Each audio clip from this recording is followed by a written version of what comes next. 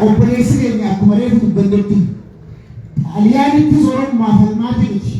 Oromoo namni hin beekne tana alagaa hundatti himaa biyya keessatti eega baantii xaaliyaanittis gadhaabnee eega uummata xaaliyaanaa tokkollee kanarrattis gadhaabnee Washington DC'ttis kunnee ijoolleen keenya Oromoo keenya komunitiin cinaa dhaabbatanii gadhaabnee yeroo nuti as deebinutti faranjii fi naannoo keenyaa hundinuu Oromoo maal akka fakkaatu Oromoo maal akka taate baranii jechuudha. Kana waan ta'ee jecha dhaamsa tokko falmuun yoo silaa har'aan tana isteeja kanarra dhaabbatee dubbatee isiniin juun isiniin jee asmarratti dubbii yaraawwadha. Yaa Oromoo walitti naafinaa amantii walitti diiginaa gandaa walitti diiginaa gosaa walitti diiginaa jaatakkummaa jee dhiiroo waadaa dhuuseenaa Oromoon akka gargar hin baane waa hedduu moofata. Tanumaan jechuu barbaada haga fedhallee ta'u namni ogaa nama biraa ta'e nama dhagayama.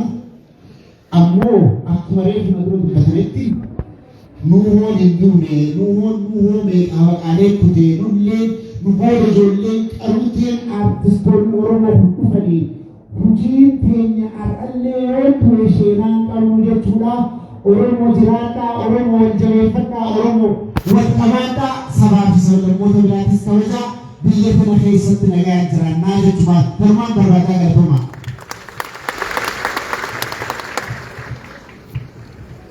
Kanatti aansuudhaan waan gabaabduu artistii keenyan abareessuuf galateeffachaa artist Elemoo Alii waan gabaabduu waan dabalu jira jedhanii karaa isaaniitti sin dabarsu.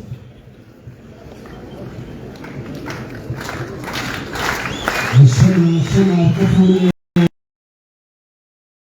isaatii fi Oromoota fuula dura dhaabbatuuf kan addunyaa keessa jiruu fi isaan malee warreen kabajamoo Dr. Nuuhoo Goobanaa jaalatan hundi baga sabrii isinii kennee jajjabaadhaan isin jaa qabsoo dhagaa akkanatti isin arguun kiyyaa waan hin gammadu.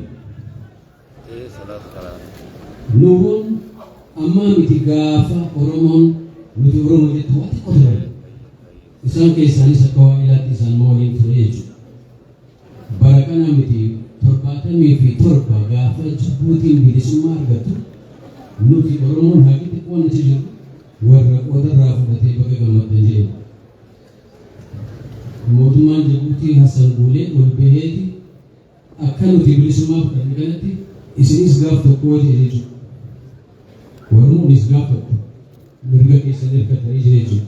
Haa ta'u immoo amadatti aanu haalli sun jijjiirameeti namoota qaqqabu eegalan jechuudha. Isa sun egaa qabsoon tun yoo tokkomtee malee fuuldura deemtu. Oromoon wal jala deemuun, walii abboomuun, wal hubachuun barbaachisaadha. Kanaaf Nuuhoon gaafa sunis umriidhaan xiqqoon dura jira. Haa ta'u anis akka nama tokkootti qabsoodhaan waan waliif yeroo dheeraa kan 77 waggaan jiru akka faranjiitti isarraa jalqabnee walumaan jirra. Suudiittis qabsooleen nuti goone gaafa mootummaan impaayera Itoophiyaa Oromoo dura dhaabbachuu turte sun kan footoo keenyaan nu barbaadan nuti immoo isaan dura dhaabbannee falmaa turre jechuudha. Isa kan gaarran polisanii jedhamuun na gaddisiisa.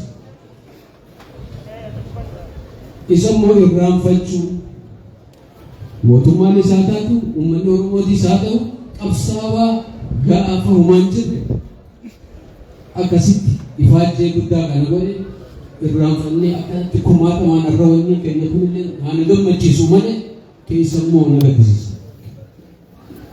Kanaaf isinitti hin dheeressu seenaan isaa Nuuhoon dheertuudha. Artist Nuuhoo qofaa miti artist Dr. Nuuhoo Goobanaati. Isa kana isinitti dheeressu waan dheeresse immoo keessaa biraa keessaan seenaa galatumaan jedhudha.